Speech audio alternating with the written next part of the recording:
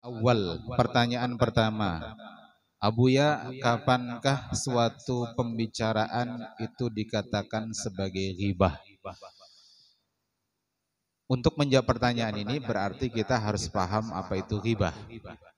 Ma ma'nal ghibah atau ta'riful ghibah. Ghibah bi kasril ghain, yakni ghi, bukan ghaibah. Apa itu ghibah? Idza dzakarahu bima yakrahu minal uyub wa huwa haqqun fa in kana dzalika batilan fa huwal ghibatu fi bahtin. Jadi ghibah itu adalah menyebutkan aib orang lain yang memang aib itu ada pada orang lain tersebut dan dia jika disebut tidak suka.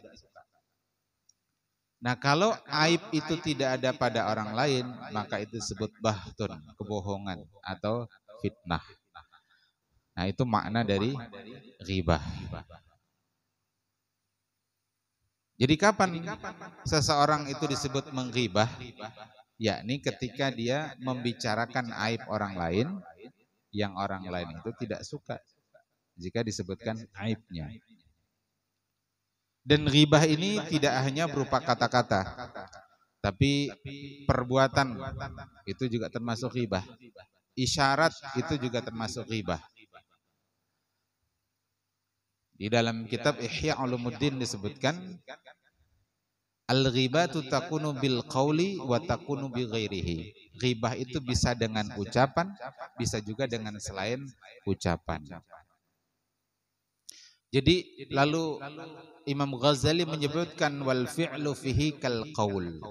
Perbuatan yang intinya mengejek orang, membicarakan orang tapi dengan isyarat tertentu, dengan kerlingan mata, dengan gerakan tangan, atau kalau orang yang aib itu pincang dia menirukan gaya pincangnya. Nah, misalkan gitu. Nah, itu contoh. Maka al-fi'lu fihi kal qaul. Perbuatan seperti itu seperti ucapan. Wal isyarah wal ima wal kitabah wal harakah wa kullu ma yufhimul maqsud fahuwa dakhilun fil ghibah wa huwa haramun. Jadi bukan hanya ucapan tapi juga tindakan.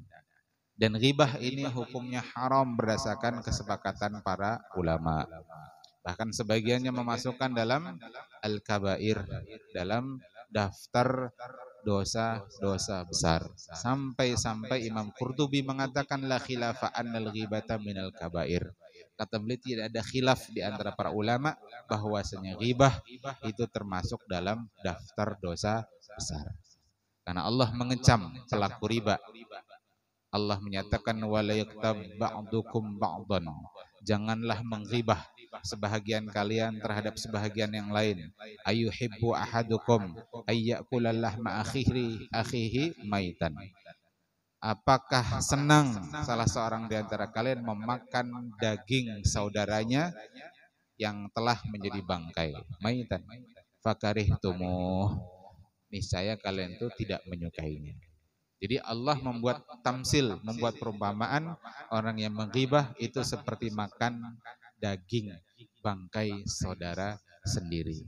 Makanya kata Imam Qurtubi la khilafa anal ghibata minal kabair. Tidak ada khilaf di antara para ulama bahwasanya ghibah itu termasuk dosa besar. Nah, apalagi kalau yang ghibah guru seorang.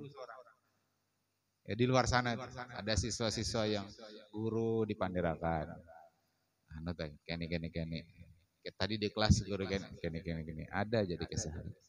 Nah, itulah mudah-mudahan kita terhindar dari dosa ghibah. Amin Allahumma amin. Khalas.